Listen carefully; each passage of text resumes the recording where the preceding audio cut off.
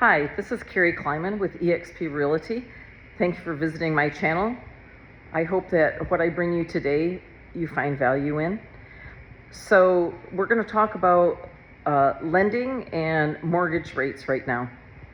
So mortgage rates are at about 6.5% for a regular 30-year fixed conventional loan. Obviously there's variations with FHA, VA, that kind of thing, and specialty loans, but just to keep it very simple, around 6 to 6.5% is about where it's at. And it's been here about 2 years at least. And people continue to wait and wait and wait and wait. Well, I talked to a lender the other day and we just went through the whole thing, and he said that he had attended some conferences and some things on financing, and that from what he can see, he does not see it moving anytime soon. That he expects it for at least 6 more months to be right around where it is. And what that means for people who want to buy a home is that probably the sooner you do it, the better. Because here's the thing. There's no guarantee that it is going to go down, and he doesn't really see that it's going to happen, like it did in 2021 when rates went down. They were like 2.5%, 3%. I mean, that's just craziness. In my lifetime, I've only seen that one time. And, that's just not something usual, but remember what happened. So the rates shot down, but then prices skyrocketed. And now what we're seeing is the backlash of that. People who bought houses that were not worth that amount of money, right? The prices were very inflated. People were doubling their money from their investment, but the people buying those homes were actually overpaying. And then what you get is you've overpaid. Well, when they go to sell, it's not worth that much. So they paid, let's just make it an even number. They paid $500,000. But the house was realistically worth $350,000 or $400,000. They don't have the equity in that house, right? They might have had low interest rates, but they don't have that kind of equity in the house. They try to sell it 2, 3, 4 years later.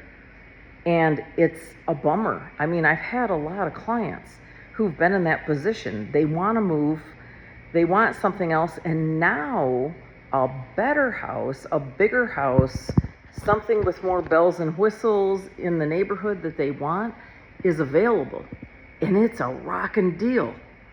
A house that should be priced at $750,000 is now $615,000, $620,000. So what do you think is a better way to go about it? To buy high when the interest rates are low, or buy low when the interest rates are where they are at now, at 6.5%? And to be very, very truthful, 6 to 6.5% borrowing money is not bad deal. Do you know how much you pay on a credit card? Credit cards, upwards of anywhere, probably a low credit card, 15% to 28, 30%. So if you think of it that way, and how much interest you pay on other things if you finance them, it's usually way, way, way more than 6%. Like if you went out and bought furniture, I don't know, I haven't bought furniture or financed furniture in years, but I'm just saying, I know that they're, pay nothing for a year, and then,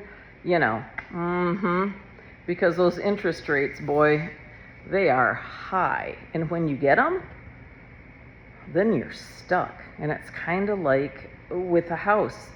So right now, prices are just very flat. Very, very flat. And you think for a seller, well, that's kind of a bummer. But honestly, for those people buying, they're ready to buy, right? And they know the interest rates. There's a lot of cash people who want to use cash is what I'm trying to say. Cash owners? I don't know.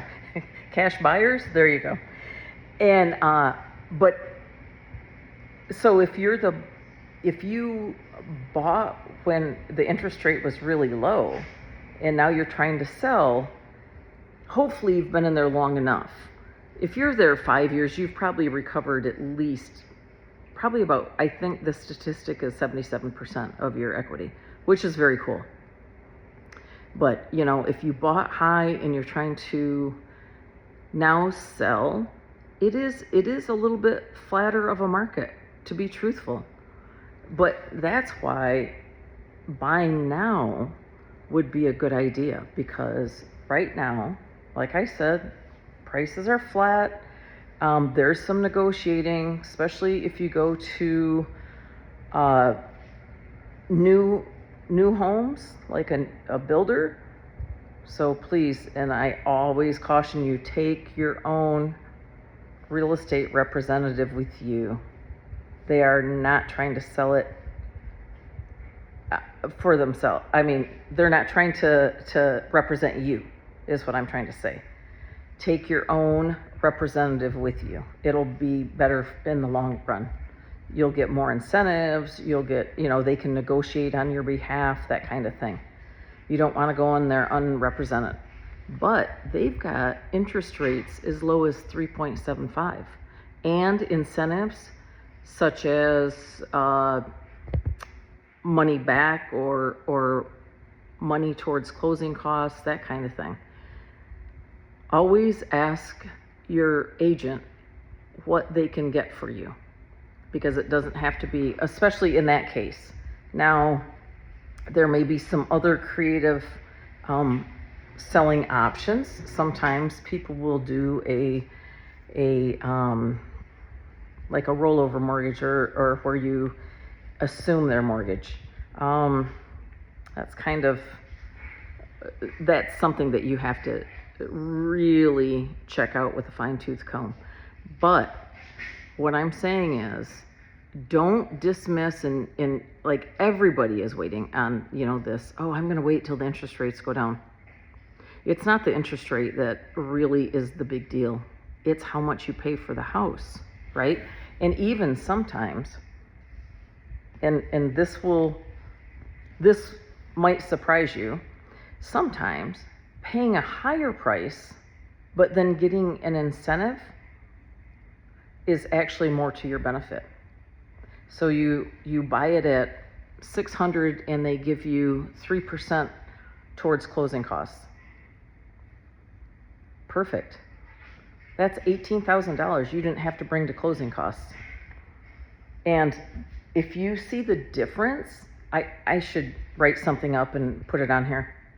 You see the difference of your payment. If you paid $550 for that house, or if you paid $600 for that house, but you got $18,000 back, I mean, like I did this for one of my clients, and I had them, I had it figured out for them, and the difference, like per month, was something like $92.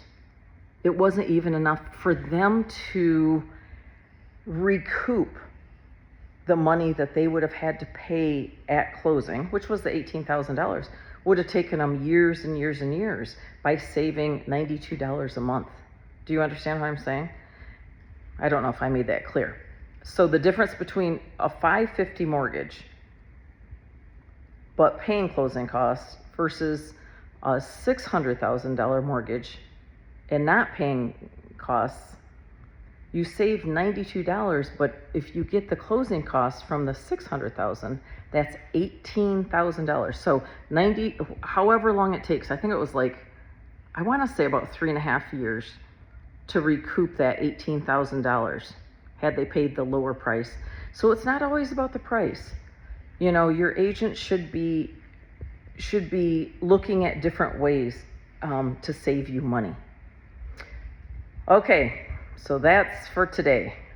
Interest rates and that they're staying where they are for a while. So if you're thinking of owning a home, that's my lovely dog, Luca.